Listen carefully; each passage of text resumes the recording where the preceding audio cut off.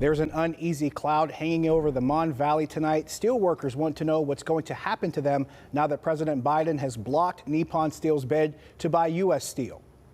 KDKA's Ricky Sayer went to Clairton to talk with the people this decision will impact the most. He joins us live now with that reaction. Good evening, Ricky. Good evening. We're told it was quiet inside of the coke works behind me today. That on many steel workers' minds was something that their CEO said months ago. That being that if the deal with Nippon does not go through, that they would largely have to pivot away from the blast furnaces that make up the steel plants here in the Mon Valley, and that with that, many jobs could be lost. U.S. Steel maintenance technician Andrew Macy was optimistic the deal would be approved. Then came Friday morning. I got a message on my phone that said that the deal was blocked, and I immediately stopped and I felt numb. It's a moment where he reflected on when U.S. Steel laid him off in 1986. And I had that feeling come back to me of, like, what now? What now? That's a feeling shared among steelworkers we spoke with, local union VP Richard Tyke included. Now I'm going to have to answer the questions, and I'm answering the questions, what's next?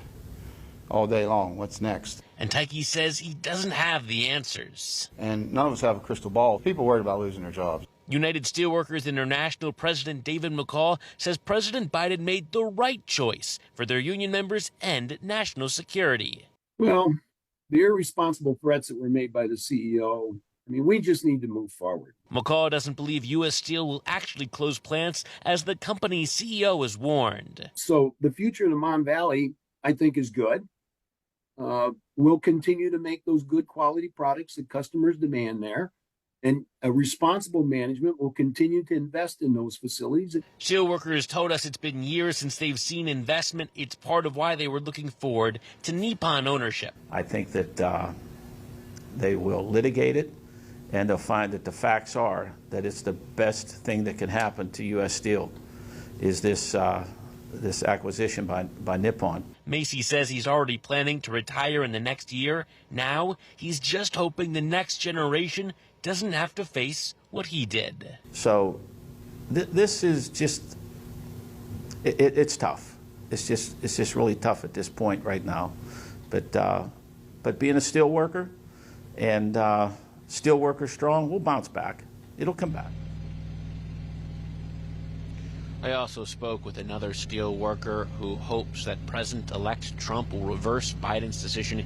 He and other steel workers are sending a letter to Trump to ask him to do just that. Now, Trump said last month he is totally against the sale to Nippon and that he would block it once taking office. Live in Clairton, Ricky Sayer, KDKA-TV News.